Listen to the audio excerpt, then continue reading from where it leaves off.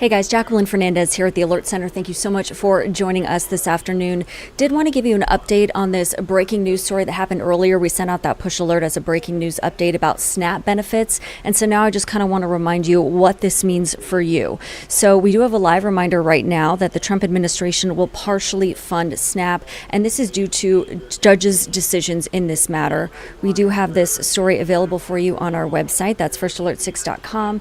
This is a look at our homepage, and I've already popped this story up so we can see it here. So this is a story. This is from the AP. This is what the AP is reporting right now. So this is what we do know about SNAP, or the Supplemental Nutrition Assistance Program.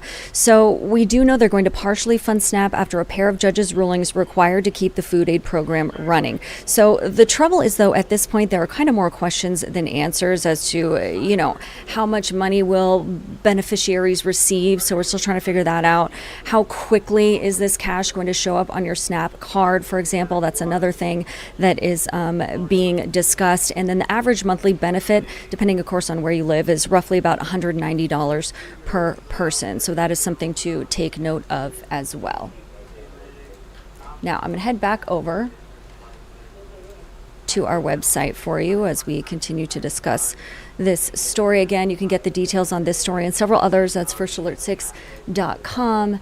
And as we scroll down, we can kind of find out a little bit more about what this does mean, just what the food aid stamps entail, etc. But again, more questions than answers at this point. So the U.S. Department of Agriculture does oversee this food program, and they said last month that benefits for November are not going to be paid out due to the federal government shutdown. So that is something to take note.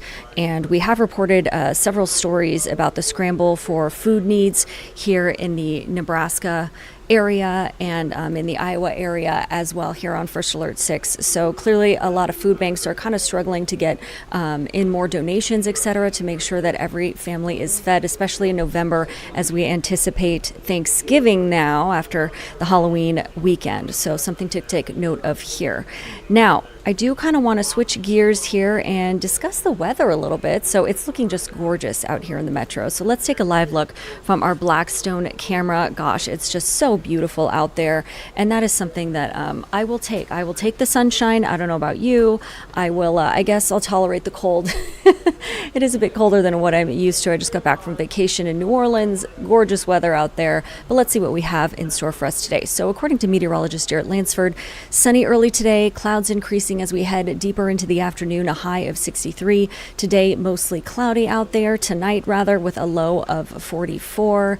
And then Tuesday, here's that beautiful shot from our Southwest First National camera at the Desert Dome, just glistening in the sunshine there. You can see some of those fall colors out there with the trees. Meanwhile, Tuesday, clouds clear out early in the morning. It's going to be warmer with a high of 70. That is what I'm talking about. And then as we head over into Wednesday, taking a live look from our Children's Nebraska cam. Gosh, a lot of traffic on this shot on Dodge, but mostly sunny and breezy on Wednesday with a high of 57. So all in all, I would say pretty welcome news for this early November, yeah? So not bad. Hopefully it stays that way before we see that scary white stuff fall from the sky. Not a fan of that. Regardless, just want to say thanks so much for joining us here at the Alert Center. Please do stay tuned for our broadcast at 3 p.m. with our Dave Zavolinsky. He'll have all the updates you need to know about the SNAP benefits, including perhaps some of those unanswered questions that we mentioned earlier today. So hopefully we'll bring you those answers as soon as we find out what exactly is going on. So how much recipients of SNAP are going to receive, how quickly they're going to get that cash on their SNAP debit cards, etc.